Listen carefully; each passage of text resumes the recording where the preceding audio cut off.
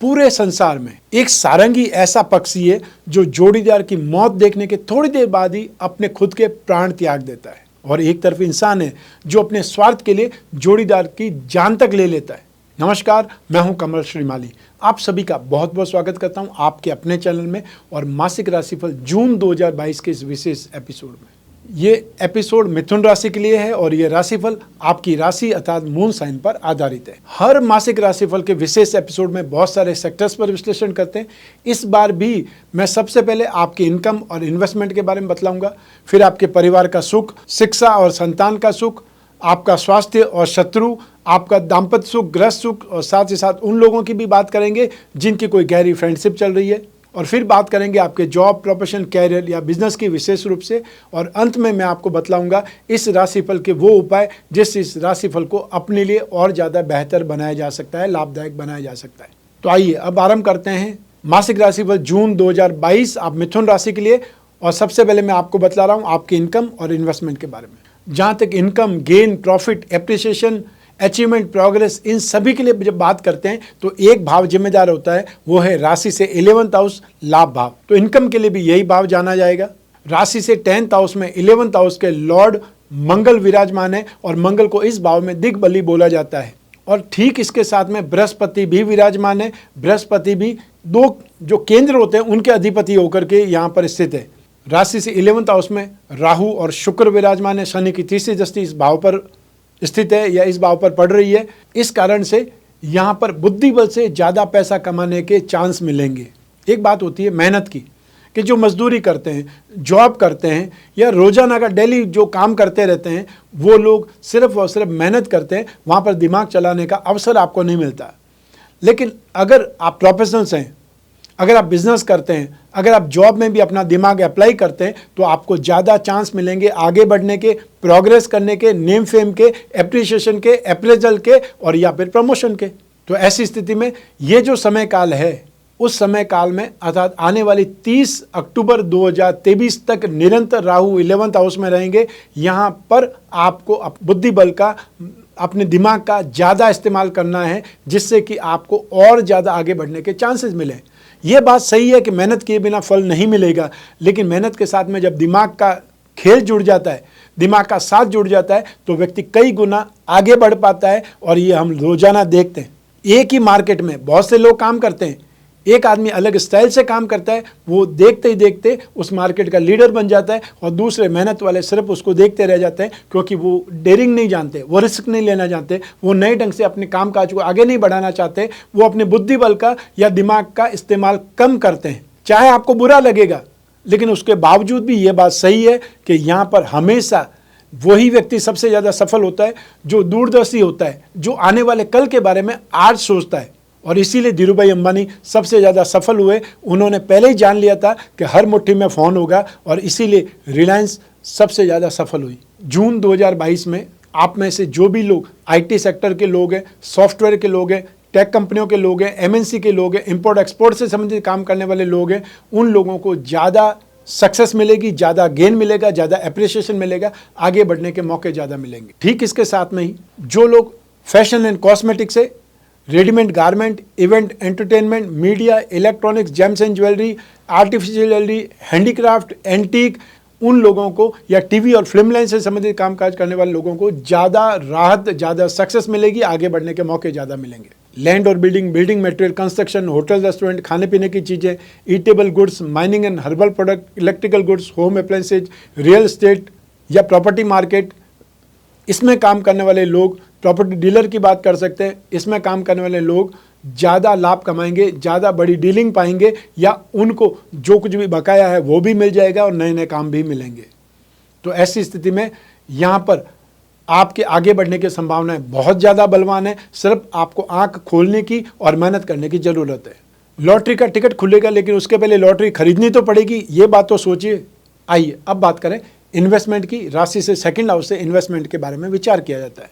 बृहस्पति की अपनी उच्च राशि पर दृष्टि है और 2nd हाउस इन्वेस्टमेंट के लिए जाना जाता है। ऐसी स्थिति में आप जून 2022 में गोल्ड पर या चांदी पर इन्वेस्टमेंट कर सकते हैं, फिजिकली खरीद भी सकते हैं। और जो लोग स्क्रिप्ट के थ्रू इन्वेस्टमेंट करना चाहते हैं वो फाइनेंस कंपनियों पर, कंसल्टेंसी की कंपनियों पर, बेकरी या कन्फेक्शनरी आइटम बनाने वाली कंपनियों पर, गोल्ड ऑर्नामेंट बनाने वाली कंपनियों पर इन्वेस्टमेंट कर सकते हैं। तो साथ ही साथ आप ऐसी कंपनियों पर भी इन्वेस्टमेंट कर सकते हैं जो मिनरल वाटर, कोल्ड ड्रिंक बनाने वाली कंपनियां हैं, उनके स्क्रिप्ट अगर मिल जाते हैं तो भी आपको इन्वेस्टमेंट करने से नहीं चूकना चाहिए, बशर्ते वो आपकी रेंज में आती हो। जो लोग कमोडिटी के थ्रू इन्वेस्टमेंट करना चाहते हैं उन लोगों को गोल्ड में, सिल्वर में और साथ ही साथ पीले जो दालें होती है उसमें, हल्दी में, केसर में इन्वेस्टमेंट करना शुभ रहेगा, लाभदायक रहेगा। आइए अब बात करें आपकी पारिवारिक सुख की। राशि से 4th हाउस से, सुख भाव से इसका विचार किया जाता है। बृहस्पति की शुभ दृष्टि इस भाव पर भी है और जमीन जायदाद और वाहन के लिए ये भाव माना जाता है और मंगल इस सभी वस्तुओं का कारक है। मंगल की भी यहाँ पर दृष्टि शुभ मानी जाएगी। तो ऐसी स्थिति में जमीन जायदाद पर खर्च हो सकता है और या फिर आप अपने घर को, अपनी ज़मीन को या कोई भी ढंग से मरम्मत का काम भी करवा सकते हैं, एक्सपांसन भी करा सकते हैं। हो सकता है आप एक रूम बढ़वा लें या गैरेज बनवा लें या बाउंड्री वॉल को ठीक करा लें, नई फाटक बनवा लें या पानी का हौद बनवा लें। कोई न कोई ढंग से उसमें कुछ इन्हांस करेंगे, कुछ चीज़ जोड़ने का काम करेंगे और ये समय आपको एनर्जी से भी भरपूर कर देगा, अर्थात आपके अंदर जोश खरोश भी बहुत रहेगा। आपके पारिवारिक संबंध वापस अच्छे बनेंगे और आपके परिवार की प्रगति होगी। आर्थिक प्रगति विशेष रूप से देखने को मिलेगी। चाहे आपका बड़ा भाई हो, चाहे छोटे भाई हो, जो भी काम करने के लायक लोग होंगे वो कहीं न कहीं आपको इन्वॉल्व दिखाई देंगे रुपए पैसा कमाने में। अर्थात यहाँ पर आपकी पारिवारिक सुख में स्थितियाँ बहुत अच्छी दिखाई दे रही है और धन और संपत्ति में भी इम्प्रूवमेंट होने के योग हैं। आइए अब बात करें आपकी शिक्षा की, संतान सुख की। राशि से 5th हाउस से इसका विचार किया जाता है।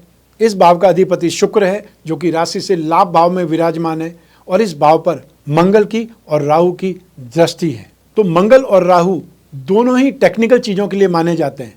तो ऐसी स्थिति में आप में से जो भी स्टूडेंट्स, जो भी लोग एक प्रकार से टेक्नोलॉजी में अपने आप को अपग्रेड कर रहे हैं, कोई एग्ज़ाम देने वाले हैं या सीख रहे हैं, जिज्ञासु प्रवृत्ति के लोग हैं, तो आप लोगों को यह समय काल बेहतरीन सक्सेस देने वाला है। और कोई एग्ज़ाम होने वाले हैं, कोई इंटरव्यू होने वाला है, कोई डिबेट में हिस्सा लेने वाला है, तो भी उसमें सफलता मिलने वाली है, निश्चित है। आप में से जो लोग एग्रीकल्चर में, इतिहास में, लॉ में या कंप्यूटर से संबंधित कोई भी कोर्स कर रहे हैं, आप लोगों को बहुत अच्छी सफलता मिलने के योग हैं। इसके अलावा जो लोग आईटी सेक्टर के, सॉफ्टवेयर के, टेक्नोलॉजी के, जो भी अपने आप को अपग्रेड कर रहे हैं, सीख रहे हैं या स्टूडेंट हैं इस स्ट्रीमलाइन के, उन लोगों के लिए स्थितियां बहुत ज़्यादा बलवान है, सुखद है। इसके अलावा आप में से जो लोग photography, animation, mass media, fashion से संबंधित या टीवी या फिल्म लाइन से संबंधित कोई कोर्स कर रहे हैं, तो भी आप लोगों को यहाँ सफलता मिलने के योग हैं। तो स्थितियाँ बहुत ज़्यादा बेहतर है। उन संभावनाओं का बहुत अच्छा इस्तेमाल करें जो आपको अपने आसपास नज़र आ रही है, क्योंकि ये समय यदि आपने सही ढंग से इस्तेमाल किया तो आप अपने दिमाग का लोहा मनवा सकते हैं दूसरों से भी और अपने आप को कहीं ज़्यादा अपर लेवल पे हाईएस्ट लेवल होता है वहाँ तक की सक्सेस प्राप्त कर सकते हैं। आइए अब बात करें संतान सुख के बारे में। यही ग्रह स्थितियाँ, यही पैरामीटर संतान सुख में भी काम आएंगे। संतान आपकी सफल, अपने दिमाग का इस्तेमाल करने वाली, या ये बोल सकते हैं अपने कैरियर को लेकर के ज़्यादा उत्सुक, ज़्यादा जिज्ञासु प्रवृत्ति के साथ में अपने आप को आगे बढ़ाएगी और उन्हें प्रगति मिलती आपको दिखाई देगी। और जो लोग ऑलरेडी कोई न कोई अपने बिजनेस में हैं, वो लोग भी नई टेक्निक के साथ में नए ढंग से अपने कामकाज को और ज़्यादा बेहतर बनाएंगे और इम्प्रूवमेंट करेंगे। तो संतान का सुख, संतान के साथ में बहुत अच्छा एडजस्टमेंट और संतान की प्रगति, उन्नति से आप बहुत ज़्यादा खुश रहने वाले हैं। ये स्थिति आपके लिए बहुत ज़्यादा सुखद है, या ये बोल सकते हैं आपकी चिंता एक प्रकार से दूर होने की स्थिति है। आइए अब बात करते हैं आपके स्वास्थ्य की, साथ ही साथ आपके शत्रुओं के बारे में भी। राशि से 6th हाउस से इसका विचार किया जाता है। रोग भाव पर अर्थात 6th हाउस पर बृहस्पति की और शनि की दोनों की दृष्टि है। तो बृहस्पति की दृष्टि यहाँ पर शुभ प्रभाव देगी अर्थात रोगों से बचाएगी, और शनि यहाँ पर इस भाव के सुख का नाश करेगा। तो ये आपके लिए अच्छा ही है। कौन चाहता है कि उसके जीवन में उसे रोग, कर्ज, कंपटीशन, वाद विवाद या कोर्ट कचहरी का मामला बने। तो ऐसी स्थिति में ये स्थितियाँ बहुत ज़्यादा सुखद है। 26 जून 2021 को मंगल राशि से 11th हाउस में चले जाएंगे और ज़्यादा सुखद स्थिति में आ जाएंगे। लेकिन जब तक मंगल राशि से 10th हाउस में है, वहाँ तक आपको हाई ब्लड प्रेशर के रोग जो हैं, या वो लोग जिन्हें बीपी की बीमारी, हाई ब्लड प्रेशर की बीमारी है, उन लोगों को सावधान रहना है। हार्ट पेशेंट को सावधान रहना है। तो साथ ही साथ ब्लड इन्फेक्शन, दांतों का दर्द आपको परेशान कर सकता है बीच बीच में। जब भी आपका चंद्रमा वीक होगा, अतः जब भी चंद्रमा कन्या राशि का, ये मकर राशि का या वृषभ राशि का चंद्रमा होगा, आपको ये कष्ट नजर आएंगे। आपको कुछ न कुछ दुख या पीड़ा हो सकती है। आइए अब बात करें शत्रुओं की, विरोधियों की। मंगल सेनापति है। मंगल जोश खरोश देता है, आवेश देता है, क्रोध देता है। लड़ाई झगड़ा या मारपीट में इन्वॉल्व होने के लिए भी मंगल जिम्मेदार होता है, और शनि इसमें आग में घी का काम करता है। तो ऐसी स्थिति में लड़ाई झगड़ा, मारपीट, हाथापाई, इन सब से बचने की आवश्यकता है। अन्यथा कोई भी मामला आपके खिलाफ खड़ा हो सकता है, और कानूनी मामलों से फिर आपका नुकसान भी बहुत ज़बरदस्त हो सकता है। हालांकि ऐसी संभावनाएं बहुत कम है, लेकिन संभावना तो है, इसलिए मैंने आपको बतलाया है। आइए अब बात करें आपके दाम्पत्य सुख की, गृहस्थ सुख की, साथ ही साथ उन लोगों की भी जिनकी कोई गहरी फ्रेंडशिप चल रही है। लेकिन पहले हम बात करेंगे दाम्पत्य सुख की। राशि से सप्तम भाव से इसका विचार किया जाता है। इस भाव का अधिपति बृहस्पति है। दो केंद्र का अधिपति बृहस्पति होने से इसको एक दूषित भी माना जाता है, दोष भी है, जिसे केंद्र अधिपति दोष बोलते हैं। हालांकि बृहस्पति केंद्र में है, स्वग्रही है, तो इसमें से एक योग भी बनेगा जिसे हंस योग कहा जाएगा। पंच महापुरुष में से एक योग हंस योग भी है, इसको भी शुभ ही माना जाएगा। लेकिन सप्तम भाव की जब बात करेंगे तो यहाँ पर राहु की दृष्टि भी है। राहु, शनि, ये सब मेलाफाइड इंटेंशन के साथ में आपको सुख देते हैं या दुख देते हैं। सुख तो कम देते हैं, दुख देने के लिए ज़्यादा विख्यात हैं। तो ऐसी स्थिति में यहाँ पर दोनों पक्ष दिमाग का इस्तेमाल ज़्यादा करेंगे, एक दूसरे को नीचा दिखाने के लिए, अपनी बात मनवाने के लिए आप बोल सकते हैं कोई न कोई ढंग से। और इसमें गलतफहमियों का अंदाज ज़्यादा हो जाता है, गलतफहमियों की स्थिति ज़्यादा बढ़ जाती है, क्योंकि यहाँ पर बातचीत कम होती है और एक प्रकार से अपनी धारणा ज़्यादा बनाई जाती है। ऐसी स्थिति में गृहस्थ सुख में ही आपको दुख का कारण बन जाएंगे। बातचीत ज़्यादा करने का प्रयास कीजिए। कोई भी तीसरे व्यक्ति कुछ भी बोले, आप गलतफहमियों को बढ़ने मत दीजिए, उसको हवा मत दीजिए, क्योंकि उससे आपकी ही गृहस्थी खराब हो सकती है, आपका ही घर टूट सकता है, या आपके ही सुख में बाधाएं आ सकती है। ऐसी स्थिति में ये जो स्थितियां हैं, जो आप जिसे गोचर बोलते हैं, ट्रांजिट बोलते हैं, वो टेम्परेरी होता है। ये स्थितियां हमेशा नहीं रहेंगी, और ऐसी स्थिति में हमेशा के लिए कोई उपाय नहीं करना है। उपाय टेम्परेरी चीज़ों का ही करना है, और उसमें अपने आप को ही डेवलप करना है। अपने आप को ही आपने ऐसी स्थिति में लाना है कि कोई भी कंडीशन होगी, कोई भी वाद विवाद होगा, कोई भी गलतफहमी होगी, मैं उसका स्पष्टीकरण जरूर मांगूंगा, बातचीत जरूर होगी। और बातचीत करने का एक स्टाइल अलग ढंग से अपनाइए। एक आप किसी पर आरोप लगाते हैं और एक कोई बात पूछते हैं, दोनों में अंतर है। उस स्थिति पर आप जाइए ताकि आपको इन ग्रह स्थितियों का नेगेटिव इम्पैक्ट कम से कम मिले। हालांकि यह बृहस्पति यहाँ पर बहुत अच्छी स्थिति, पंच महापुरुष में से एक योग में, इसलिए नेगेटिव कंडीशन कम है, क्योंकि यहाँ पर आपके पारिवारिक सुख पर, धन और संपत्ति पर और रोग पर बृहस्पति की दृष्टि है, इसलिए इन सभी पर तो कंट्रोल होगा ही होगा। राहु के उपाय करेंगे तो आपको दाम्पत्य सुख में भी नेगेटिव कंडीशन का साथ कम मिलेगा, या उसका एहसास कम हो पाएगा। वो उपाय क्या होंगे वो मैं ज़रूर बतलाऊंगा इस एपिसोड के एंड में। जिन लोगों की विवाह की बातें चल रही है, उन लोगों की विवाह की बातें बीच में ही अटक सकती है, बहुत लंबी खिंच सकती है, उसमें परेशान होने की आवश्यकता नहीं है। अपनी जन्म कुंडली का विश्लेषण कराइए किसी सही व्यक्ति से, ताकि उन स्थितियों का यहाँ पर आपको मार्गदर्शन प्रदान करे, कोई न कोई उपाय बतलाए। क्योंकि ये जो स्थितियाँ इस समय चल रही है, ये स्थितियाँ तो काफ़ी लंबे समय तक चलेगी। राहु की दृष्टि जो है 30 अक्टूबर 2023 तक है, और बृहस्पति यहाँ पर 23 अप्रैल 2023 तक है। तो ऐसी स्थिति में लगभग आने वाले 9 महीने तक तो ये स्थितियां बदलने वाली नहीं है।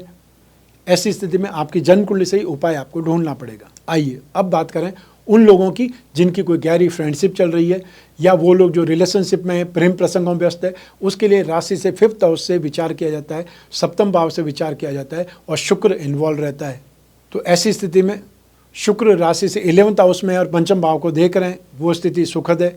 ये दो जगह यहाँ शुक्र का साथ मिल रहा है, और सप्तम भाव का अधिपति बृहस्पति को बहुत ज़्यादा सुखद स्थिति में नहीं मानता हूँ। ऐसी स्थिति में 67% सिचुएशन आपके फेवर में, आपके पक्ष में है। तो यहाँ पर इमोशंस बहुत जागृत होंगे, बातचीत बहुत ज़्यादा होगी, अपने आप को खुश बहुत महसूस करेंगे। लेकिन इसके बावजूद भी यहाँ पर राहु की दृष्टि 5th हाउस पर है, कुछ न कुछ दिमाग में शरारत कौन सकती है, या दुर्भावनाएं उमड़ सकती है। और मैं हमेशा कहता हूँ डेली राशिफल में भी कि जब भी आप किसी मोह जाल में बुरी आसक्ति के कारण किसी से मिलने जाएं, अपने आप को बचाइए, क्योंकि साजिश का सामना हो सकता है या बदनाम हो सकते हैं। ये जरूर आपको ध्यान रखना है। फ्रेंडशिप होनी चाहिए, इससे तो इनकार कभी भी नहीं है, लेकिन फ्रेंडशिप के साथ में जब कुछ और दुर्भावनाएं जुड़ जाती है, वो फ्रेंडशिप नहीं रहती है, वो सिर्फ और सिर्फ जरूरत का साधन बन जाती है। वो नहीं होना चाहिए। आइए अब बात करते हैं आपके जॉब, प्रोफेशन, कैरियर या बिजनेस के बारे में। और इन सभी के लिए एक ही भाव जिम्मेदार है, वो है राशि से 10th हाउस।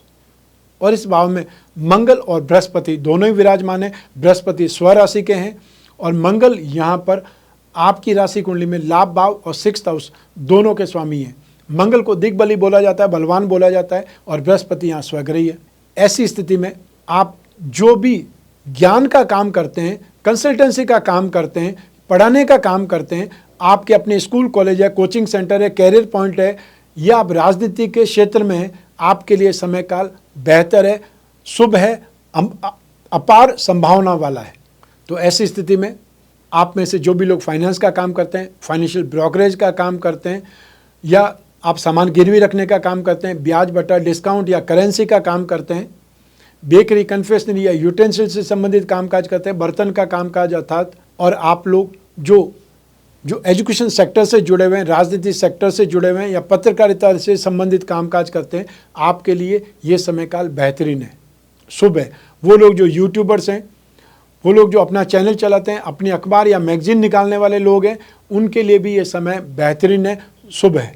इसके अलावा आप में से जो लोग लैंड और building material, construction, hotel, restaurant, खाने पीने की चीज़ें, mining and herbal product, electrical goods, home appliances, real estate से संबंधित, या फिर जो लोग प्रॉपर्टी से संबंधित कामकाज करते हैं, प्रॉपर्टी डीलिंग का कामकाज करते हैं, उन लोगों के लिए समय काल बहुत बेहतरीन है। आपको लाभ कमाने के मौके बहुत मिलेंगे, यहाँ कामकाज बहुत ज़्यादा होगा, व्यस्तता बहुत ज़्यादा रह जाएगी और एनर्जी लेवल भी बहुत शानदार रहेगा। तो ये जून 2022 आपके लिए बहुत अच्छा है, और इससे भी ज़्यादा बेहतर स्थिति आपको 26 जून 2022 से देखने को मिलेगी, जब मंगल राशि से 11th हाउस में हो जाएगा, अर्थात मंगल स्वग्रही हो जाएंगे राहु के साथ में। वहाँ पर एक योग जरूर बनेगा जिसे अंगारक योग बोला जाता है, लेकिन उसका इम्पैक्ट क्या होगा वो अगले राशिफल में बतलाऊंगा। आइए अब बात करते हैं मासिक राशिफल जून 2022 के उपायों के बारे में। राशि के अधिपति बुध ही राशि से 12th हाउस में है 2 जुलाई 2022 तक। ऐसी स्थिति में आप में से जो लोग भी बुध के उपाय करेंगे, उन लोगों को अपने में सुखद शांति मिलेगी, नेगेटिविटी का एहसास कम होगा, शरीर का सुख ज़्यादा मिलेगा। और उसके लिए क्या करना है? नित्य गणपति अष्टोत्तर का पाठ करना है या गणपति चालीसा का पाठ करना है। अपने घर में गणपति की प्रतिमा हो, उस पर आप अभिषेक कीजिए। ओम गंग गणपति नमः बहुत छोटा सा मंत्र है, उसका उच्चारण करते हुए, जाप करते हुए। और हर बुधवार को, हर वेडनेसडे को हरी सब्जी का, हरे फलों का, हरी वस्तुओं का दान कर सकते हैं, जितनी भी आपकी पॉकेट अलाउ करे। बृहस्पति 2 केंद्र के अधिपति होकर के केंद्र में विराजमान है, इसको केंद्राधिपति दोष बोला जाता है। ऐसी स्थिति में बृहस्पति के जितने उपाय करेंगे, उतनी ज़्यादा आपके दाम्पत्य सुख में और आपके कैरियर में राहत मिलेगी। और इसके लिए विष्णु प्रतिमा पर नित्य अभिषेक करना है। ओम नमो भगवते वासुदेवाय मंत्र का उच्चारण करते हुए, जाप करते हुए। हर बृहस्पतिवार को अर्थात थर्सडे को आपको पीली वस्तुओं का, पीले फलों का, या जो भी पीली चीज़ आपको समझ में आ जाती है उसका दान करना चाहिए। दाम्पत्य सुख के लिए जिनको अपने दाम्पत्य सुख में जो ही कोई प्रॉब्लम महसूस होती है या कोई गलत फहमियाँ पैदा होने से गृहस्थ सुख में डिस्टर्बेंस आने लग जाता है, तब आपको राहु के उपाय करने चाहिए। राहु के लिए ओम राम राहवे नमः इस मंत्र का जाप करना है। हर शनिवार को एक जटा वाला नारियल राहु काल में सुबह 9 से 10:30 के बीच में अपने ऊपर से क्लॉकवाइज 11 बार घुमा करके आपको जल में विसर्जित करना है। चाहे वो जल कहीं पर भी हो सकता है, बाल्टी में पानी भर कर उसमें भी वो नारियल डाल सकते हैं। फिर जब याद आता है वापस नारियल को निकाल करके कचरे में फेंकना है, पानी को फ्लश में बांधना है। इस ढंग से भी उपाय कर सकते हैं। या आसपास कोई झील हो, समुद्र हो, कुआं हो या तालाब हो, उसमें भी डाल सकते हैं, वापस लाने की जरूरत नहीं। फिर तो इस ढंग से उपाय करके भी आप राहत प्राप्त कर सकते हैं। आप में से बहुत से लोग पूछते हैं कि हम अपनी राशि के अनुसार कौन सा कवच धारण कर सकते हैं। तो आपको अपनी राशि के अनुसार अष्टलक्ष्मी कवच और अष्टविनायक कवच धारण करना हमेशा शुभ रहेगा। रत्नों की बात करें तो अपनी राशि का भाग्यवृद्धि रत्न लॉकेट धारण करें, जिसमें बीसा यंत्र के साथ में हीरा, पन्ना और नीलम ये 3 रत्न जड़े होंगे। रत्न ओरिजिनल धारण करने से पहले उपरत्न धारण करके देख लीजिए उसका इम्पैक्ट कितना है, फिर ओरिजिनल पे चले जाइए। व्यर्थ में ही हजारों रुपए वेस्ट मत कीजिए जब तक कि आपको खुद को पता नहीं हो कि इन रत्नों का प्रभाव आपको मिल रहा है या नहीं मिल रहा है। तो ऐसी स्थिति में ओरिजिनल रत्न खरीदने से पहले उपरत्न पर जाइए या उपरत्न पर एक्सपेरिमेंट कीजिए। इसके अलावा आप अपनी राशि का लक्ष्मी योग रत्न लॉकेट भी धारण कर सकते हैं। आपकी राशि के जो लक्ष्मी योग हैं, धन योग हैं, उनको बलवान करने के लिए इस लॉकेट में 4 रत्न होंगे। वो सभी आपकी राशि कुंडली में जो भी धन योग होंगे, लक्ष्मी योग होंगे, उनको बल प्रदान करेंगे, जिससे आपकी धन संबंधित कामना पूरी हो सकती है। ये राशिफल आपकी जन्म कुंडली में से एक ग्रह चंद्रमा को आधार बना करके मैंने बतलाया है। आप चाहें तो अपनी जन्म कुंडली के माध्यम से भी इस राशिफल को जान सकते हैं। और जब समस्याएं ज़्यादा गंभीर हो, जब समस्याएं बहुत ज़्यादा हो, जब भविष्य में झांकना हो या बहुत ज़्यादा आपके पास प्रश्न हो अपने खुद के जीवन को लेकर के, और या फिर कोई बहुत बड़ा डिसीजन लेना हो, उसमें दुविधा या कश्मकश है, तब अपनी जन्म कुंडली का विश्लेषण जरूरी हो जाता है। इस एपिसोड के स्टार्टिंग में आप एक शेड्यूल देखे होंगे कि मैं आने वाले समय में कौन से शहर में आने वाला हूं। वहां पर आप फेस टू फेस मिल सकते हैं और या फिर घर बैठे अपनी जन्म कुंडली का विश्लेषण करवा सकते हैं। उतने ही स्टाइल में, उतने ही ढंग से, जितना कि आमने सामने बैठेंगे उतने ही अच्छे ढंग से मैं आपको फ़ोन पर भी समझाऊंगा, या आप अपनी जितनी बातें होंगी वो फ़ोन पर भी पूछ सकते हैं। स्क्रीन पर जो नंबर दिए हुए हैं उस पर संपर्क स्थापित करना है। चाहे आपको कोई भी शहर में मिलने के लिए अपॉइंटमेंट फिक्स करना है या टेलीफोनिक कंसल्टेंसी के लिए, नंबर यही जिम्मेदार रहेंगे। इंडियन स्टैंडर्ड टाइम में सुबह आपको 10 बजे से लगा करके शाम को 6 बजे तक फ़ोन करने से आपको फ़ोन उठाने वाले कोई न कोई सज्जन मिलेंगे जो आपकी बात सुनेंगे और वापस आपको रेस्पॉन्ड करेंगे। मैं कामना करता हूं कि आप स्वस्थ रहें, प्रसन्न रहें और सुरक्षित रहें। अपना और अपने परिवार का बहुत बहुत ख्याल रखें। आप सभी को मेरा नमस्कार, बहुत बहुत शुभकामनाएं। ईश्वर आपकी रक्षा करे। धन्यवाद।